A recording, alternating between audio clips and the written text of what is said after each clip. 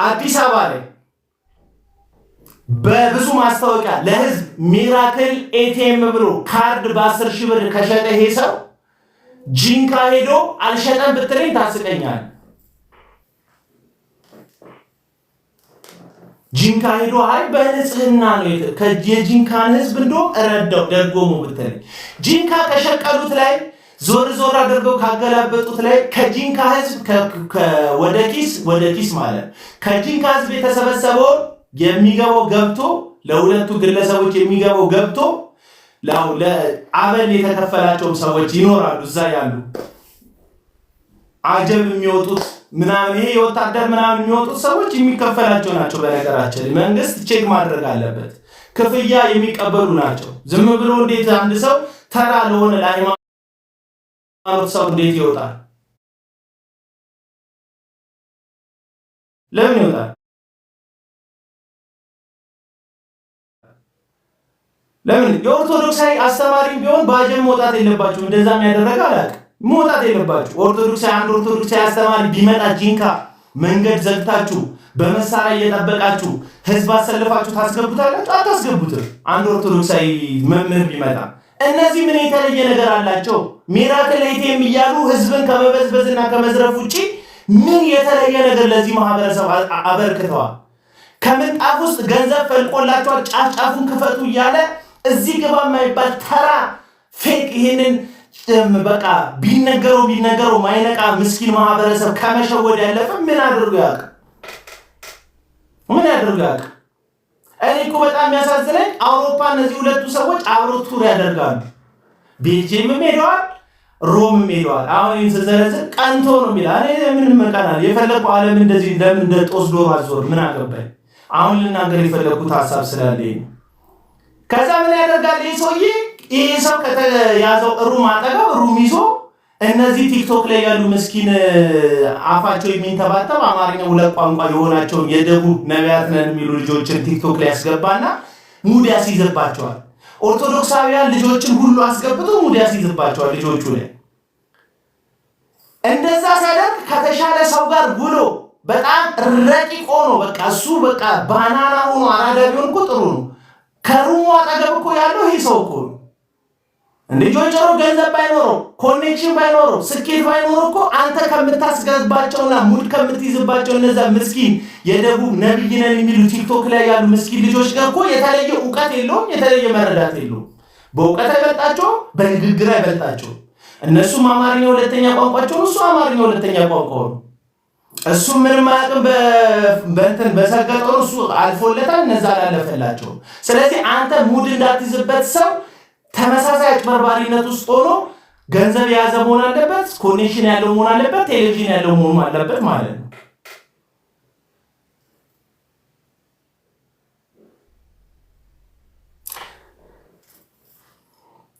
ጂንካ ለሚገኙ አመራሮችን ነው ጥያቄ ብናቀርበው ዛሬ። በጂንካ ያላችሁ አመራሮች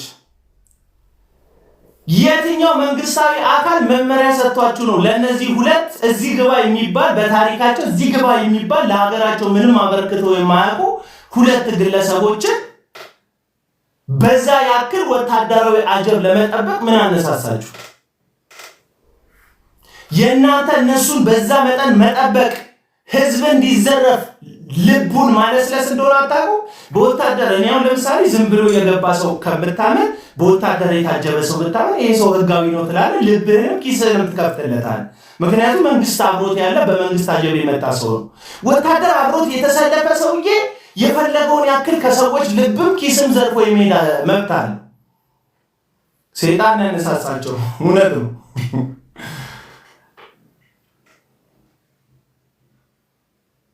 ስለዚህ ጥያቄ እንጠይቃለን። በጂንካ ያላችሁ አመራሮች፣ ኮማንደሮች፣ ኮሚሽነሮች በዛ አካባቢ የምትኖሩ መንግስት ስልጣን የሰጣችሁ ህገ መንግስቱን እንድታስከብሩ ህዝቡ በሰላም ወጥቶ እንዲገባ ነው እንጂ ለነዚህ ዚግባ የሚባል በታሪካቸው ዚግባ የሚባል ስራ ላልሰሩ ሰዎች መንገድ እንድትዘጉ አይደለም።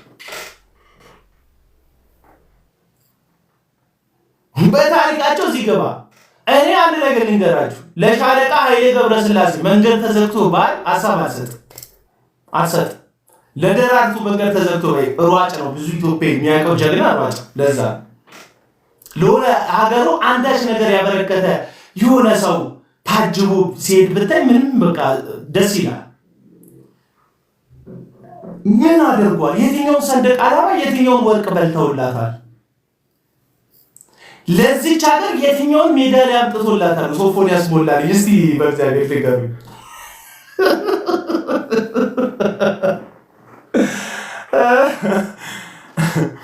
የትኛውን ሜዳሊያ አምጥቶላታል? እንዴ ወታደር ደሙን ለሀገሩ የሚያፈስ ነው። በልቡ የሀገሩን ባንዲራ ከፍ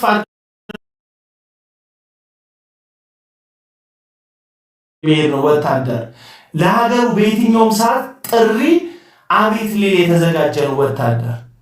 ወታደር ፈንጂ ላይ ውደቅ ቢባል ለመውደቅ የተዘጋጀ ነው። ይህን ያህል የዓላማ ጭካኔ ያለበት ነው ልብሱ። አረከሳችሁት።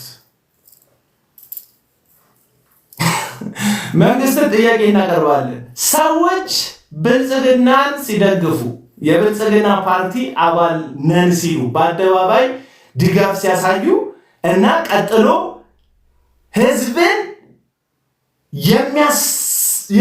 የሚያሳዝን ደግሞ የማይፈቀድ ድርጊት ሲያደርጉ የብልጽግና ደጋፊ ስለሆኑ ብቻ ዝም ይባላሉ ወይስ ተጠያቂ የሚሆኑበት መንገድ አለ? ተጠያቂ የሚሆኑበት መንገድ ካለ መንግስት እነዚህን ሰዎች ይጠይቃል። በምን አግባብ ይጠይቃል? ህጉን እናንተ ነው የምታውቁት። ያልሰለጠኑበትን፣ ያልተጋደሉበትን፣ ያልተቀጠሩበትን ወታደራዊ የማዕረግ ልብስ ለብሰው በወታደር መጠበቃቸው ሌላ ዓላማ እንዳላቸው የሚያሳየን። አሁን ዝም ብዬ እኔ ለድራማ ብለብስ ዛሬ ምንድን ነው ብዬ የሆነ የገበሬ ልብስ ባል፣ የካፒቴን ልብስ ባል፣ የግላዲያተር ልብስ ብለብስ ልክ እዛ እንትን ሚሊኒየም አዳራሽ ማነው በጋሻው የሮም ወታደር ልብስ ለብሶ እንደወጣው ምንም በቃ ዝም ብለህ ለሆነ ለትምህርት ዓላማ የሮም ወታደር ልብስ ለብሰህ ብትወጣ ምንም አይመስልም። በነገራችን ላይ ሐሰተኛ ጠንቋዮች ይህንን የሚያደርጉት እኛ መንፈሳዊ ዓለም ላይ ከእናንተ የበለጠ ባለስልጣን ነን ለማለት ነው። አንድ ፎቶ ልቀይርላችሁ አሳይቻችሁ ወደዚህ መልሰዋለሁ። ሐሰተኛ ነቢያት እንደዚህ ያለ ልብስ የሚለብሱት ለዛ ነው። እቺን ሰው ተመልከቷት። ይሄ ሰው ማለት ዓለም ላይ ካሉ የፕሮቴስታንት መሪዎች በሀብት ቁንጮ ላይ ያለ ሰው፣ ፕራይቬት ጀት አለው። እዚህ በቃ በጣም የናጠጠ ህይወት የሚኖር ሰው። መንፈሳዊ አባቱን ደግሞ አሳያቸዋል። በነገራችን ላይ እነ እዩ ጩፋ ከዛ በኋላ እነ ሚራክል ተካ የሚባሉት አብዛኞቹ የምታውቋቸው ሐሰተኛ ነቢያት ከነዚህ ሰዎች ጋር ስፒሪቹዋሊ ኮኔክሽን አላቸው። የለበሰው ልብስ ተመልከቱት። ይሄ ሜጀር ዋን ፕሮፌት ቡሽሪ ይባላል። ኢትዮጵያ ውስጥ ይሄ ሰውዬ ነው መጥቶ የሁሉ ጠንቋይ ያስነሳብን። አሁን የምታውቋቸው ቴሌቪዥን ያላቸው ሰዎች ሁሉ አንዳንዶቹ እሱ በመጣ ጊዜ ላይ ከ8 ዓመት ከ9 ዓመት በፊት እሱ እዚህ ሀገር ላይ መጥቶ ሚሊኒየም አዳራሽ ላይ የተዘጋጀ ፕሮግራም ላይ ወርቅ አዘንባለሁ ብሎ ሰዎች ብልጭልጭ ነገር እጃቸው ላይ እያዩ ወርቅ ዘነበልን ሲያስብላቸው የነበረ በጣም መተተኛ አደገኛ ሐሰተኛ ይሄ ሰው። ደቡብ አፍሪካ በብዙ ወንጀል ፈልጋ ልታስረው ስትል አምልጦ ነው ወደ ገዛ ሀገሩ የገባው። ደቡብ አፍሪካ በወንጀል ተፈልገዋለች። በጣም ትልቅ ቸርች ደቡብ አፍሪካ ውስጥ ነበር። ገንዘቡን አሽሽቶ ደቡብ አፍሪካ የገባ ሰው ነው። ይሄን ልብስ የለበሰው እዚህ ግባ የሚባል ወታደራዊ ስልጠና ሰልጥኖ ወይም ማዕረግ ለሀገሩ ዘምቶ ተዋግቶ ተምሮ ሳይሆን ይሄ ልብስ የሚለብሱት በመንፈሳዊ ዓለም ላይ እኛ ጀነራል ነን ይሉ ነው። ከዛ እኛ ወታደሮች እንሆናለን ማለት ነው። ስለዚህ እነሱ ሲያገለግሉ ምን እንላለን? ወታደር በማዕረግ ለሚበልጠው ሰው ለጀነራሎቹ ትዕዛዝ እንደሚታዘዘው ሰላምታ እንደሚሰጠው ያዘዙትን ሁሉ እንደሚያደርግ እንደዛ ምዕመኖቻቸውን የፈለጋቸውን ለማስደረግ ነው ይህንን አይነት ልምምድ ሰውን የሚያስለምዱት። ስለዚህ ራሳቸው እንደ ካፒቴን እንደ ጀነራል ይቆልላሉ። ከዛ ምዕመን ውስጥ ተራ ወታደር እንደሆነ ይነገረዋል። የኢየሱስ ወታደር ሳይሆን የራሳቸው ወታደር ይሆናል ማለት። ግደል ቢሉት የሚገድል፣ ስደብ ቢሉት የሚሰድብ፣ እነቅ ቢሉት የሚነቅ፣ መርዝ ጠጣ ቢሉት የሚጠጣ፣ የፈለጋቸውን እንደፈለጉ የሚያደርጉት ይሆናል ማለት ነው። ምእመን ይሄ ቡሽሪ ይባላል። የቡሽሪ መንፈሳዊ አባቱ ኡበርት ኤንጅል ይባላል። የቡሽሪ መንፈሳዊ አባቱ ደግሞ ኡበርት ኤንጅል ይባላል። ኡበርት ኤንጅል ይባላል። ይሄ ደግሞ የቡሽሪ መንፈሳዊ አባቱ ነው፣ ኡበርት ኤንጅል። ኡበርት ኤንጅል ደግሞ ቀጥታ የማን መንፈሳዊ አባት ነው? ኡበርት ኤንጅል የማን መንፈሳዊ አባት ነው? ሚራክል የሚባለው ሰው መንፈሳዊ አባት ነው። ይሄ ሰውዬ እንደዚህ እንትን ያለ በወታደር የታጀበው ይህን ልብስ የለበሰው እሱ ስልጠና ሰልጥኖ ወይም ለሀገሩ አንዳች ዋጋ እንደዚህ አይነት ኮመንት የሚደረግሙ ሰዎች አባሯቸው። እንደዚህ አይነት ልብስ የለበሰው ለሀገሩ ዘምቶ ደሙን አፍስሶ ሳይሆን ምን አድርጎ ነው? ሜጀር ነኝ፣ ጀነራል ነኝ፣ መንፈሳዊ ዓለም ላይ እኔ ነኝ አለቃችሁ ለማለት ነው እንደዚህ አይነት ልብስ የሚለብሱት።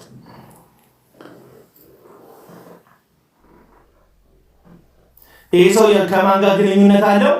ከሚራክል ተካ ጋር። ቡሽሪ ከማን ጋር ግንኙነት አለው? ከብዙዎቹ ጋር ግንኙነት አለው። ለምሳሌ ሱራፌል የሚባለው ነብይ፣ ሱራፌል ብሎ ራሱን የሚጠራው ሐሰተኛው ነብይ ብላችሁ አትጥሩኝ፣ ጋሼ ብላችሁ ጥሩኝ፣ ነብይነት ሲባልነንበት ፌክ ሲያደርግበት አይ ነብይ አትበሉኝ ካሁን በኋላ ጋሼ በሉኝ ብሎ ከነብይነት ወደ ጋሼነት ራሱን ያሸጋገረው ጋሽ ሱራፌል ቅድም ያያችሁት ቡሽሪ የሚባለው ሰው ያደረበት አልጋ ላይ እሱ ለቆ ክፍሉ ሲሄድ አንሶላውን ብርድ ልብሱንም እንዳትቀይሩ ብሎ እንትኑ ላይ ተንከባሏል። እዛው ጌታ እንደዚህ ቀባኝ ብሎ እነዚህ ሰዎች የተቀቡት ከእግዚአብሔር አይደለም ወዳጆቼ፣ አጋንንት ነው። ምዕራብ አፍሪካ ውስጥ ያሉ የጥንቆላ አሰራር ነው የሚሰሩ። የእውነት ሰው ሲዘርሩ ታያላችሁ። ምን ከእጃቸው ኃይል እየወጣ ነው ይመስላችኋል? መንፈስ ቅዱስ በእነዚህ ሰዎች እጅ አልፎ ነው አይደለም። ይሄ ሰውዬ ከተሳሳትኩ ታርሙኛላችሁ። አልጀዚራ ላይ መኒ ላውንደሪ ነው ምን የሚል ርዕሱን ከተሳሳትኩ አስታውሲ። መኒ ላውንደሪ ነው ምን የሚል በጣም አደገኛ ዶክመንተሪ የተሰራበት ሰው እጅግ በጣም ብዙ ገንዘብ በማሸሽ የሚታወቅ ዩኬ ውስጥ ቸርች አለው፣ አሜሪካ ውስጥ ቸርች አለው፣ እጅግ ብዙ ቦታ ላይ ቸርች አለው። በቅርብ ጊዜ ኢትዮጵያ ውስጥ መጥቶ አገልግሏል። ይሄ ሰው አገልግሏል። የማን ቸርችን ያገለገለው? ራሱን ሐዋርያ እያለ የሚጠራ ራሱን ሐዋርያ እያለ የሚጠራ የሐዋርያው ዳንኤል የሚባል ሰው ቸርች ውስጥ ማነው ጥሪ ያቀረበለት? ሚራክል ተካ የሚባል ተመሳሳይ ጥንቆላ የሚጠነቁሉ አገልጋዮች ናቸው። ሐዋርያው ዳንኤል ጌታቸው የሚባል የዘላለም ጌታቸው ወንድም ማለት ነው። እሱ አዳራሽ ውስጥ በሚራክል ጋባዥነት መጥቶ ሲያገለግል ነበር። አሁን እዚህ ቲክቶክ ላይ የሚገምተው የሚጠነቁለው ሁሉ ያጎፈረ ፂሙን ያሾለ ሱፍና ሹል ጫማ የሚያደርግ ነብይ ነኝ የሚለው በጠቅላላ እዛ አዳራሽ ውስጥ ነበር። ሩቡሩቡሩቡሩቡሩ እያለ እንደሱ ሀብታም ለመሆን እንደሱ መኒ ላውንደሪ ለመስራት እንደዚህ ሰው ለማምታታት ማለት ነው። ወዳጆቼ እዚህ ቲም ውስጥ ያለው እግዚአብሔር መንፈስ ቅዱስ አይደለም። የእግዚአብሔር መንፈስ የትህትና መንፈስ ነው። የእግዚአብሔር መንፈስ ዓለምን የሚያስክድ መንፈስ ነው። የክርስቶስ መንፈስ ይህንን ዓለም እንድትንቅ የሚመጣ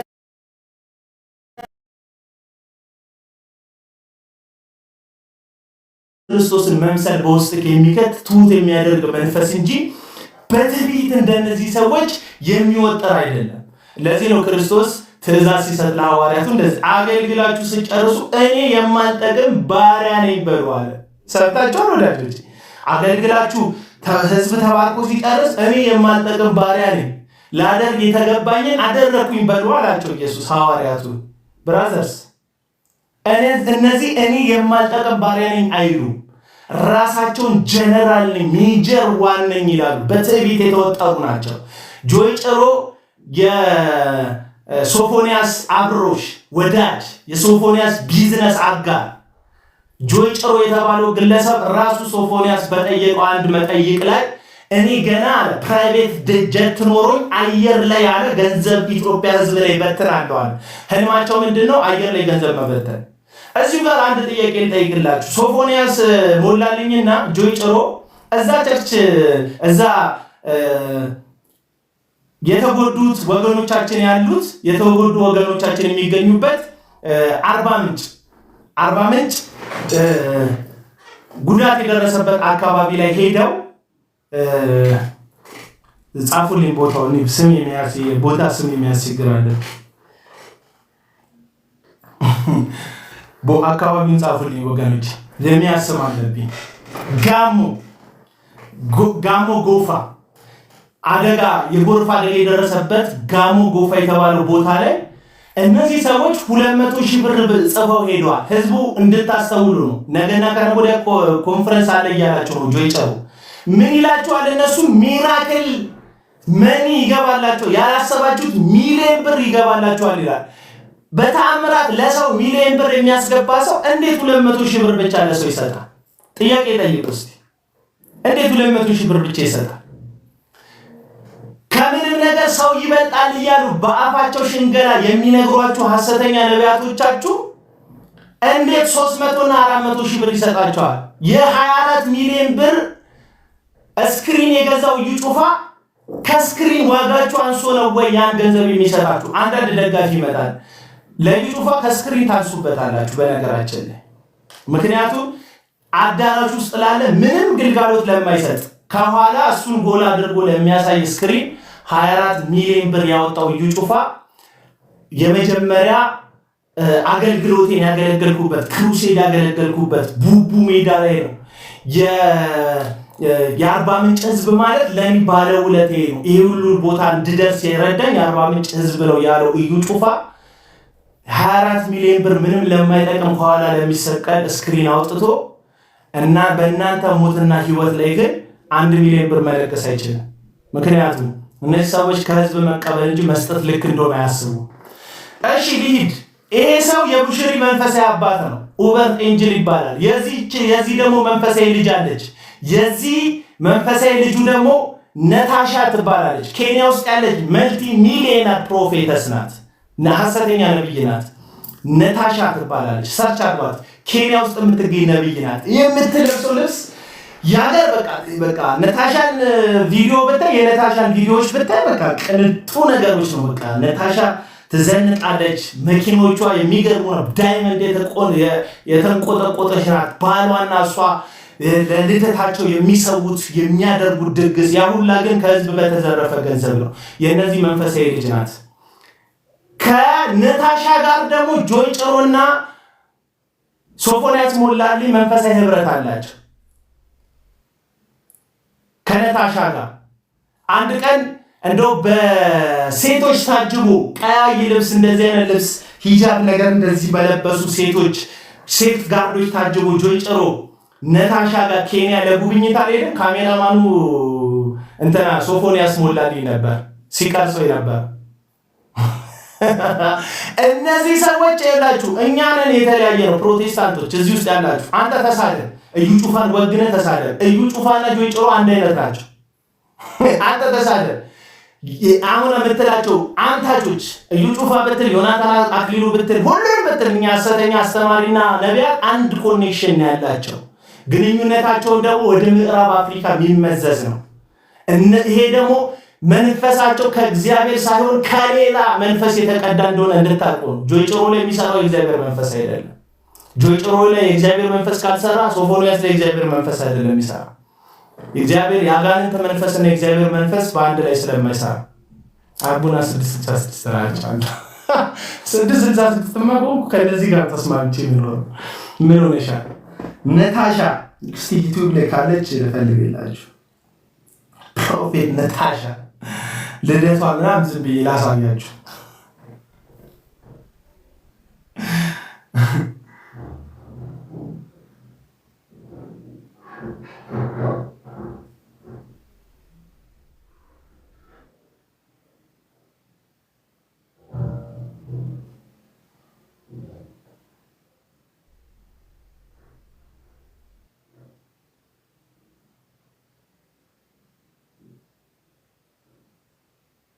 ፕሮፌትስ ነታሻ ሉሲ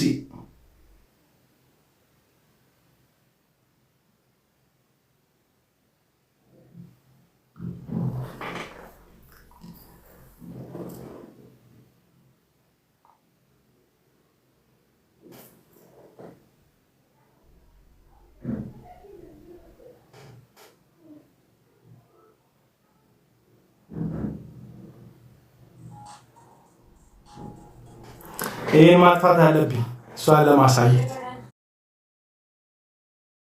July 23, 1992, in Huruma, Eastlands Estate, Nairobi, Kenya. She is of Kenyan nationality and is often mistakenly thought to be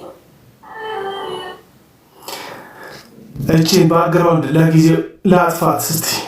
የታለች ነበር? እኔ እኮ ቲክቶክ እኮ በደንብ አይገባኝም እንዳደረገኝ ያደርገኛል እንጂ። እቺ ሾርት ላሳያችሁ።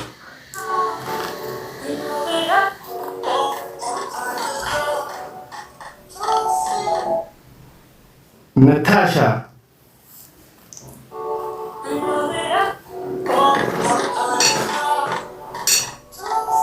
ይታያችኋል?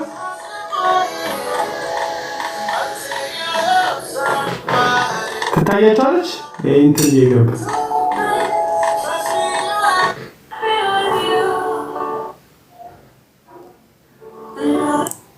ትታያችኋለች? የምትወርድበትን ፕሌን ተመልከቱ።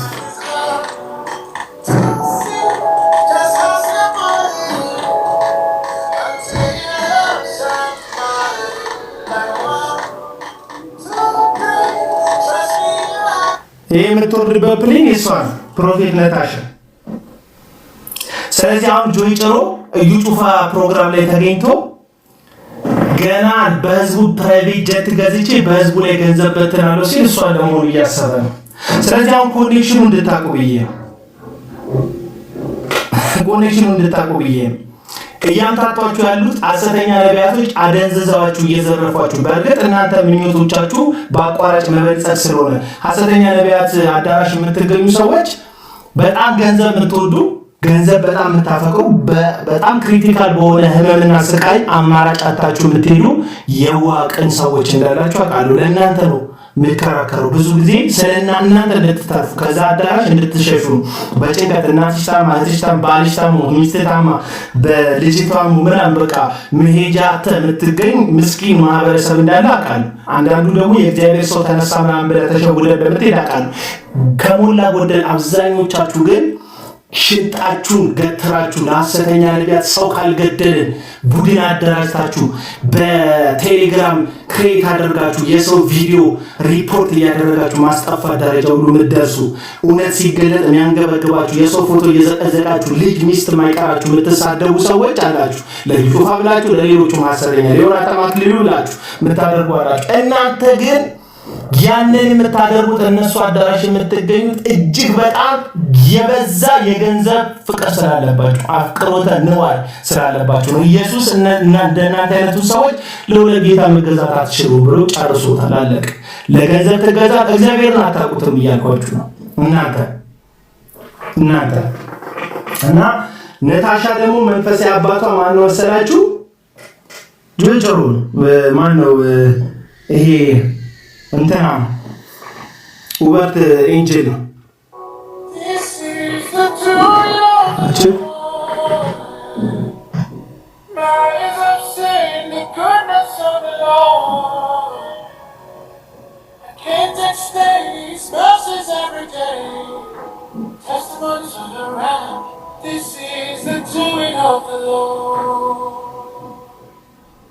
የሆነ ሐሰተኛ ሰው ሲሆን እግዚአብሔር አከበራቸው ነው የሚለው።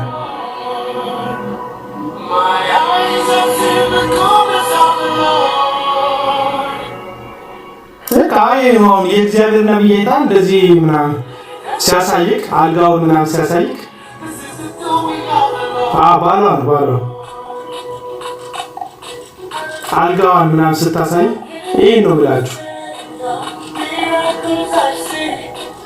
ለራሳቸው ያላቸው ፍቅር የትየለሌ ነው ወዳጆች።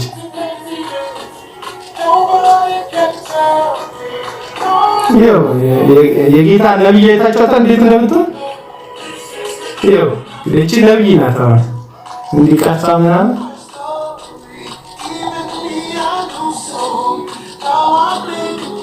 አይታችኋት ጢሎ ይዛ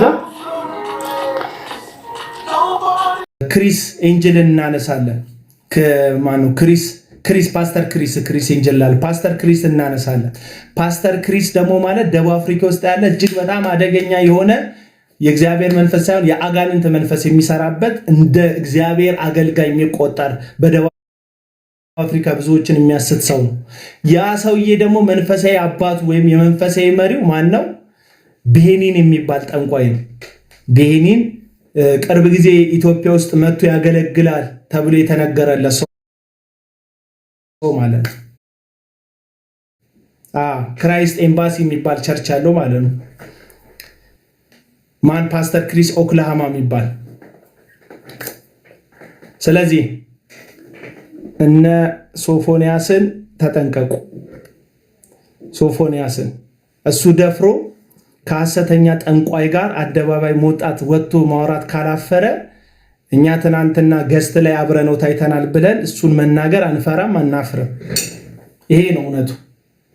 ከነዚህ ሐሰተኞች ተጠበቁ። ስለዚህ ሐሳቤን ጠቅለል ላድርግ።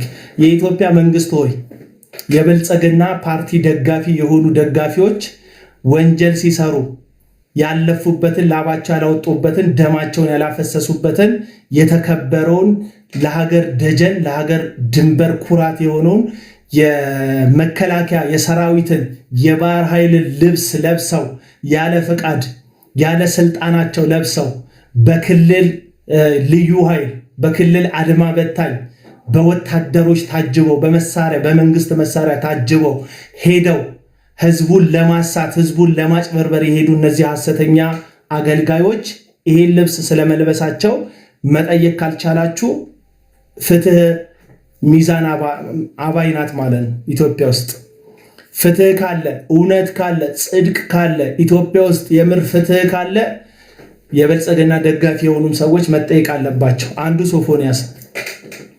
ሶፎንያስ መጠየቅ አለበት። ከሁሉም ባለፈው የሰራሁት ቪዲዮ እንዳይታይ ሪፖርት ተደርጓል። በነገራችን ላይ ሶፎንያስ ጋር የሰራሁት ቪዲዮ ሪፖርት ተደርጓል። 1-3-4 ቪዲዮ ወደታች ብታደርጉ ሶፎንያስ እና ጆይ ጭሮ ላይ የሰራሁት ቪዲዮ አለ። ይህንን ሰልፍ በትኛው ተሰናብታችሁኝ ስትወጡ ሁላችሁም ሪፖስት ብታደርጉ ደስ ይለኛል። ሪፖስት እንዲታይ 11,000 ሰው አይቶት ገገመ። ሪፖርት ተደርጎ ማለት ነው። እንዳያየው ሰው ርብርብ ተደረገበት ቪዲዮ ርብርብ ተደረገበት። ስለዚህ እዛ ቪዲዮ ላይ ተናግሬያለሁ። ከህግ በታች ነን ሁላችንም። ህግ ሊጠይቀን የሚገባ ሁላችንም ላደረግነው ነገር መጠየቅ ያለብን ከህግ በታች። አገር የምታድገው እንትን የሰለጠነ ምድርም ጌታ እስኪመጣ ድረስ የሰለጠነች ሀገር የምንገነባው ያጠፉ ሰዎች በህግ እንዲዳኙ ማድረግ ስንችል፣ ሁሉም በህግ ፊት እኩል መሆን ሲችል። ስለዚህ እነዚህ ሰዎች መጠየቅ አለባቸው ባይኔ። የመደመር መንገድ የሚል መጽሐፍ ሄደው ስላስመረቁ ብቻ የማይጠየቁ ከሆነ ለአንዳንዶች ህግ ፊቱን ለአንዳንዶች ጀርባውን እየሰጠ ነው ማለት ነው። ህዝቡ እንደዛ ነው የሚረዳው። ሰው ጥያቄ እናቀርባለን። እነዚህ ሰዎች መጠየቅ አለባቸው።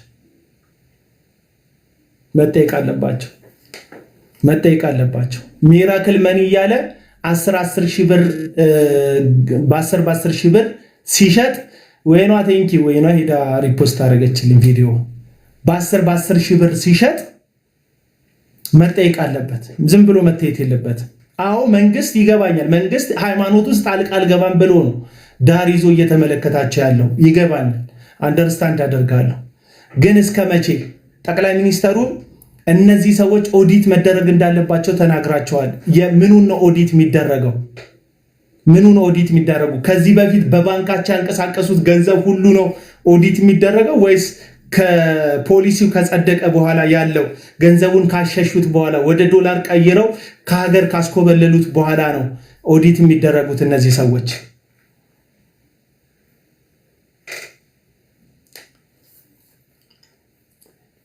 ለመንግስትም ጠንቅ እንደሆኑ ነው የምናገረው። መንግስትን አይጠቅሙትም እነዚህ ሰዎች፣ መንግስትን አይጠቅሙትም። እውነቴን ነው የምላችሁ።